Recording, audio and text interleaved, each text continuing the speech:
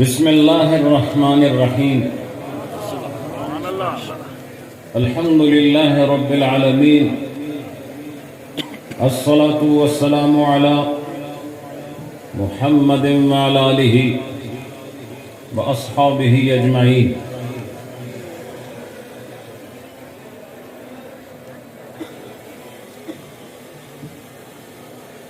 الا ان اولیاء اللہ لا خوف علیہم ولا هم يحزنون الذین آمنوا وكانوا يتقون. صدق اللہ مولانا العظیم. جھوم جھوم کر دیوانہ و مستانہ وار بحضور سید الاولین والآخرین نبی مختار اپنی حاضری بصیغہ صلاۃ و سلام پیش فرمائیں. الصلاۃ والسلام علیکہ سیدی یا رسول اللہ وعلی آلکہ واصحابکہ یا حبیب اللہ. حضرات محترم، آج نیریہ شریف کی سرزمین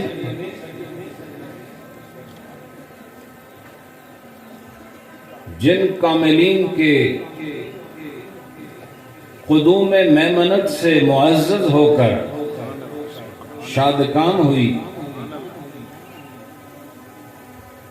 اور اس سرزمین سے وابستگی کے بعد ایک جہان آباد ہوا، ایک روحانی تحریک کا تسلسل قائم ہوا، دلوں کی تطہیر کا نظام مرتب ہوا، روحوں کو روحانیت کے فیض سے فیضیاب کرنے کے لیے اقدامات ہوئے، خشک زبانوں کو ذکر اللہ کی تری سے معزز کیا گیا، بنجر دلوں کو الا اللہ کی خوبصورت ضرب لگا کر اور اس میں لا الہ الا اللہ کا حل چلا کر اسے زرخیز بنایا گیا. سبحان اللہ. رب سے جنہوں نے منہ موڑا تھا، بازوئے روحانی کی قوت سے ان کے چہروں کو پھر بسوئے رب العالمین پھیرا گیا، اور قال اللہ اور قال الرسول کے نغموں سے من کی دنیا کو آباد کیا گیا، فکر و خیال کو طریقت کی آبیاری سے روشن کیا گیا، اور ظاہری بدن کی نفاست کے ساتھ ساتھ باطنی طہارت کے اصول سے بھی واقف کرایا گیا. اور اتنا بڑا فیض آج جو مشرق و مغرب میں آپ کو پھیلا نظر آ رہا ہے، یہ میرے جد اعلیٰ قدوۃ السالکین محبت انوار یزدانی قندیل نورانی حضور محی الدین غزنوی رحمت اللہ علیہ، جنہوں نے اخلاص کی قوت کے ساتھ، طریقت کے نور کے ساتھ موڑا شریف کا فیض لے کر زمین پر بسنے والی نیریاں کی اس چوٹی کو ذکر اللہ سے متعارف کرایا، اور آج عشق والے، محبت والے، آج درد والے، اہل اللہ کی نسبت والے 24 گھنٹوں سے زیادہ سفر طے کر کے، کچھ زمین کے ذریعے، کچھ ہوا کے دوش پر سفر کرتے کرتے آج اس مرد حق شناس کی بارگاہ میں آئے ہیں، اور سال میں ایک دفعہ حاضری عرس پاک کی یہ متبرک محفل آج ایک عجب منظر پیش کر رہی ہے. بارش نے ہمیں باہر نہ آنے دیا، بہت دیر تک برستی رہی، اور میں یہی سمجھتا ہوں یہ آپ کے لیے فرش صاف کر رہی تھی، عشق والوں کے لیے رستے نکھارے جا رہے تھے، محبت والوں کے لیے زمین سجائی جا رہی تھی، ہمارے لیے سٹیج محبت والوں نے سجایا ہے، اور تمہارے لیے اللہ نے اس زمین کو صاف کرنے کے لیے فرشتوں کے ذریعے بارش برسائی ہے۔ حضرات آج نظر کرو سٹیج پر، آج اس خوبصورت مرکز نہریہ شریف کے سٹیج کو دیکھو، ایک سٹیج وہ سامنے لگا ہوا ہے اور ایک سٹیج یہاں لگا ہوا ہے، ایک زمین کے اوپر بیٹھ کر تمہیں دیکھ رہے ہیں، ایک زمین کے اندر بیٹھ کر تمہارا نظارہ کر رہے ہیں۔ یاد رکھو جس طرح آج یہ سٹیج آباد ہے، اس سرے سے لے کر اس سرے تک حضرت جناب پیر ابراہیم صاحب کی قبر تک بھی کاملین کا ایک سٹیج لگا ہوا ہے، اور مزے کی بات یہ ہے ہم انہیں نہیں دیکھ رہے، یہ سارے مل کر تمہیں بھی دیکھ رہے ہیں، ہمیں بھی دیکھ رہے ہیں، اور گنبد خضرا کا مقیم اور رب العالمین اس پورے نہریہ شریف کو دیکھا۔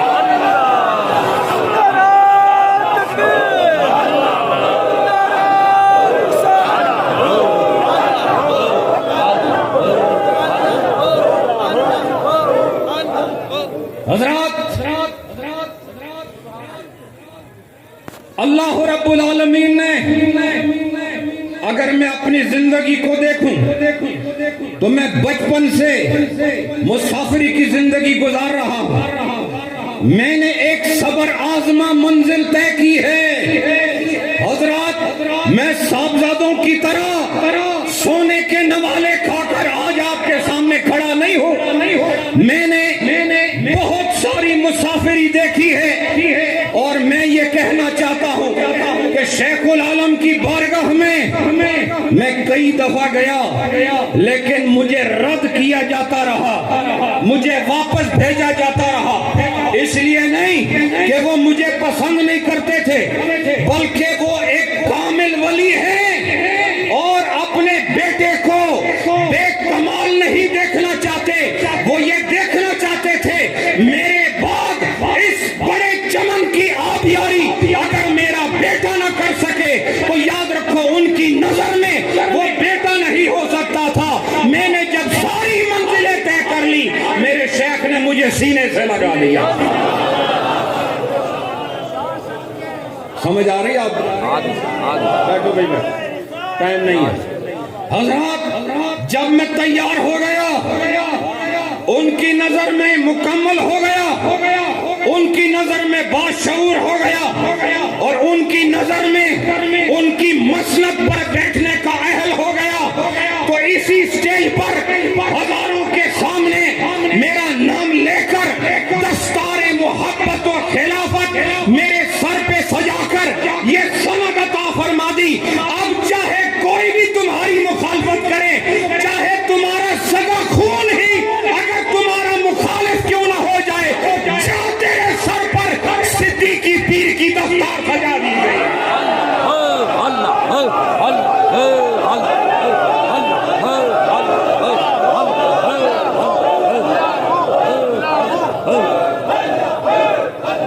مجھے کسی خلیفے کی پرواہ نہیں، میں یہاں یہ آستانہ ان کا آستانہ ہے، یہ مالک بیٹھے ہوئے، لیکن آستانہ علی من کے اعلیٰ میں نے کہا تھا جہاں اکثر وہ خلفاء آتے ہیں جن کا مجھ سے تعلق ہے، میں نے ان کو بھی کہا تھا اگر میرے اندر شریعت کے خلاف دیکھو، طریقت کے خلاف دیکھو تو تمہارا میرے پیچھے جانا حرام ہے۔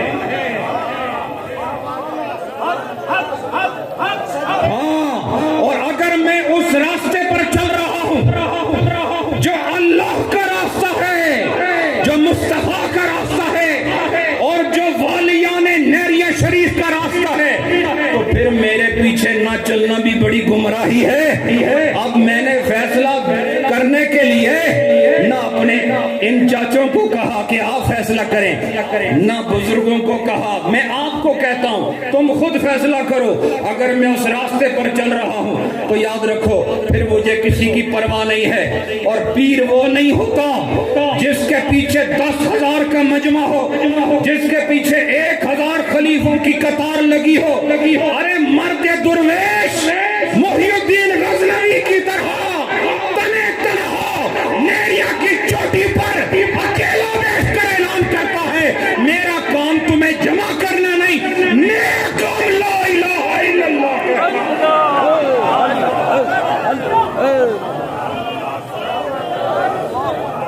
میں اپنا کام کر رہا ہوں، اور فقیر وہ ہوتا ہے جو ایک چٹان پر بیٹھ کر جب اپنے رب کو یاد کرے اور دل مطمئن ہو کہ میرا رب مجھ سے راضی ہے، تو اسے پھر نہ کسی خلیفے کی ضرورت ہوتی ہے نہ کسی چمچے کی ضرورت ہوتی ہے۔ یہ پیسوں پر بکنے والے، یہ یونیورسٹی کی کمائی کو حرام راستوں پر صرف کرنے والے، اور محی الدین غزنوی اور علاء الدین صدیقی کی امانتوں میں خیانت کرنے والے، یاد رکھو بہت جلد میرا ہاتھ تمہارے گریبان تک آنے والا۔ حضرات، علاء الدین صدیقی ٹرسٹ کیوں قائم کیا گیا؟ اس کی ضرورت کیوں پیش آئی؟ اس لیے کہ محی الدین جیسا عظیم نام، اس نام پر قائم ہونے والے ٹرسٹ کو خبث و خبائث کی کیفیات میں اور ذلت و رسوائی کے مقالات میں اور دنیا داری کی طلب کی بیکار اور پراگندہ روایات میں محی الدین غزنوی کے نام پر قائم کیا جانے والا ٹرسٹ محی الدین ٹرسٹ کے پرخچے اڑا دیے گئے صرف ذاتی مفاد کے لیے۔ اگر ہمارے پیچھے چل رہے ہو تو شرح صدر لے کر چلو، یقین لے کر چلو، ہر شخص سے بالاتر ہو کر یہ اطمینان لے کر چلو کہ جن پیروں کے پیچھے ہم جا رہے ہیں ہم صحیح راستے پر چل رہے ہیں۔ اور وہ ٹرسٹ مجھے پیر صاحب رحمت اللہ علیہ نے، میرے عظیم والد گرامی نے مجھے اس کا ٹرسٹی بنایا تھا، لیکن شیطان جب شیطنت کرتا ہے اس کا کام فساد ہوتا ہے۔ مجھے میرے شیخ نے اس میں رکھا، لیکن ناپاکوں کے گروہ نے، چاہے ان کا سربراہ ہو وہ بھی ناپاک ہے اور جو ان کے متبعین ہیں وہ بھی ناپاک ہے۔ کیوں؟ انہوں نے میرے شیخ کی 40 سالہ زندگی میں تیار ہونے والی جماعت کا شیرازہ بکھیرا۔ سنتے ہو کہ نہیں؟ ٹرسٹ بند ہو گیا، اب یہ رفاہی کام کیسے چلتے ہیں؟ بولو نا، بولتے کیوں نہیں؟ ہم نے غریبوں کی مدد کرنی تھی کہ نہیں؟ بولو۔ میں آج کتنا خوش نصیب ہوں حضرات، میں بات کروں گا انشاءاللہ۔ لوگ کہتے ہیں میرے پیچھے میرا پیر کامل ہے، تھوڑے پیچھے ایک پیر ہے تو آپ اتنے خوش ہیں، وہ جو سارے لیٹے ہوئے وہ بھی میرے پیچھے ہیں، یہ سب بھی میرے پیچھے، تو میری خوشی کا عالم کیا ہوگا؟ ان کا سہارا ہے نا؟ بولو نا، پیچھے تھپکی ہے کہ نہیں؟ پیچھے سہارا ہے کہ نہیں؟ اور میں ایک اصول سمجھا دیتا ہوں آپ کو کہ اگر پیچھے ان کا سہارا چاہیے تو آگے رہ کر یہ مقام نہیں ملتا، پہلے پیچھے رہنا سیکھو پھر پیچھے سے سہارا حاصل کرنا۔ سمجھ آئی کہ نہیں؟ میں اپنے عظیم ام کریم حضور خواجہ خواجگان وارث مسند حضور محی الدین غزنوی مرکزی سجادہ نشین حضور ابو الحسن پیر محمد فضل ربانی زاہدی مرکزی سجادہ نشین دربار عالیہ نیاریہ شریف اور آپ کے عظیم برادران کریم، ان کی معیت میں آج ان کے پیچھے چلتا ہوں، لیکن بتاؤ اے مریدو، کیا میری عزت میں کمی آئی ہے یا اس میں اضافہ؟ بتاؤ آج کام گھٹا ہے یا بڑا ہے؟ اور بتاؤ آج ہمیں اس سفید داڑھی والے عظیم چچا کے آگے چلوں، اس سے موت بہتر ہے، اس سے گر جانا بہتر ہے۔ میں ان کے پیچھے رہوں گا، خدا بھی راضی رہے گا، مصطفیٰ بھی راضی رہے گا۔ کوئی شرم کرنی چاہیے، کوئی حیا ہونی چاہیے۔ جس معاشرے میں بڑے اور چھوٹے کا فرق ختم ہو جائے، یاد رکھو وہ معاشرہ فنا ہو جاتا ہے، وہ اپنی اقدار سے سبکدوش ہو جاتا ہے، وہ اپنی اقدار سے محروم ہو جاتا ہے۔ حضرات، آج میرے پیچھے ان کا سہارا اس لیے ہے کہ میں نے ان کے پیچھے چلنا سیکھ لیا ہے۔ حضور کے پیچھے صحابی تھے، بتاؤ حضور کے پیچھے اچھے لگتے ہیں یا آگے اچھے لگتے ہیں؟ بولتے نہیں آپ لوگ، جلدی بولو ورنہ ابھی بارش آنے والی ہے۔ ہاں زور سے بولو، ہاں۔ اور وہ جو پیچھے ہیں بتاؤ ان کی عزت میں کمی آئی؟ نہیں آئی۔ اس سے پتہ چلا نبی کا آگے رہنا اس بات کو بتاتا ہے، نبی وہی ہوتا ہے جو آگے نظر آئے، اور صحابی وہ ہے جو پیچھے نظر آئے۔ اور بیٹا باپ کے آگے نظر آئے تو سمجھو ہلاک ہو گیا، اور باپ کے پیچھے نظر آئے تو سمجھو دو جہان میں کامیاب ہو گیا۔ حضرات، تو میں عرض کر رہا تھا محی الدین ٹرسٹ بند ہو گیا، چیریٹی کمیشن کی تحقیقات کے نظر ہو گیا، برمنگھم میں بننے والی مسجد کا کام ختم ہو گیا، غریبوں کی مدد کا سلسلہ مسدود ہو گیا۔ تو بتاؤ یہ وہ آستانہ تو ہے نہیں جو کہ آؤ یہ دم لے جاؤ، یہ تعویذ لے جاؤ، یہ تو وہ آستانہ ہے جو بھوکے کو گھروں میں راشن بھی لے جاتا۔ یہ وہ آستانہ ہے جو پیاسوں کے لیے واٹر پمپ کا اہتمام بھی کرتا ہے۔ یہ وہ آستانہ ہے جو جن کے گھر ٹوٹ چکے ہیں یہ انہیں گھر بھی بنا کے دیتا ہے۔ اسی لیے یہ آستانوں کے جہان میں ایک منفرد آستانہ ہے، جس آستانے کی شاخوں میں یونیورسٹی موجود ہے، میڈیکل کالج موجود ہے، جس آستانے کی شاخوں میں مسجد مدرسہ موجود ہے، اور جس آستانے کے اندر رفاہی کام کا ایک نہ ختم ہونے والا سلسلہ موجود ہے۔ حضرات وہ ٹرسٹ بند ہو گیا تو میں سمجھا کہ میرے شیخ نے اپنی ساری کارکردگی، اپنی ساری صلاحیت، اپنی ساری جاہ و تمکنت اور اپنا رعب و دبدبہ اور اپنی شہرت، اس سب کو محی الدین غزنوی کے قدموں پہ قربان کر دیا، اور اس ٹرسٹ کا نام علاؤالدین نہ رکھا بلکہ میرے شیخ نے اس ٹرسٹ کا نام محی الدین ٹرسٹ رکھا، تاکہ سمجھ آ جائے کہ باپ آگے ہوتا ہے کہ نہیں ہے؟ بولو بھائی، بولو نہیں تو آئی بارش، تسی بھی ویسے بغیر ڈران تو بول دے آئی کوئی نہیں، اور اس واری بارش نہیں بڑے بڑے اولے آن گے، سمجھ آئی کہ نہیں؟ اور حکم یہ ہوگا پیر صاحب کی طرف سے کہ کوئی یہاں سے نہیں اٹھ سکتا، سمجھ آئی کہ نہیں؟ 2 منٹ اور حضرات، محی الدین ٹرسٹ پھر زمانہ مختلف حال دکھاتا ہے۔ ہم یہ کام ختم نہیں کر سکتے تھے تو مجھے اللہ نے موقع دیا کہ مجھے بھی اللہ نے نام دیا، شہرت دی، مختلف صلاحیتیں دی۔ میں نے ان کو جس طرح میرے شیخ نے محی الدین غزنوی کے قدموں پہ اپنی عزت قربان کی، ہم نے اپنی عزت شیخ علاؤالدین کے نام پہ قربان کی، اور ہم نے اس ٹرسٹ کا نام علاؤالدین صدیقی ٹرسٹ رکھا، اور 4-5 سالوں سے وہ ٹرسٹ کام کر رہا ہے، غریبوں کی مدد کر رہا ہے، نہ صرف پاکستان میں آزاد کشمیر میں بلکہ بنگلہ دیش کی سرزمین پر بھی اس وقت نیریاں شریف کا طوطی بول رہا ہے۔ اور ابھی میں تھوڑے عرصہ پہلے چٹاگانگ یونیورسٹی میں باقاعدہ لیکچر دے کر آیا ہوں، جو 25 سال پہلے ایک اسلامک یونیورسٹی کا وہاں آغاز ہوا اور وہاں نیریاں شریف کا نام بولا گیا،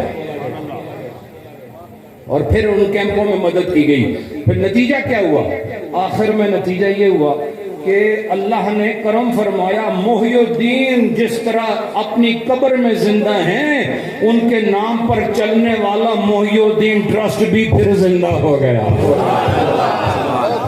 اور آج یہ ہے کہ محی الدین ٹرسٹ بھی اپنا کام کر رہا ہے، علاء الدین صدیقی ٹرسٹ بھی اپنا کام کر رہا ہے۔ مریدو آپ مطمئن رہو، انشاءاللہ اس گدی سے آپ کو کبھی بھی ایسا فیصلہ نہیں سننے کو ملے گا جس سے آپ محرومی کا احساس لے کر جائیں۔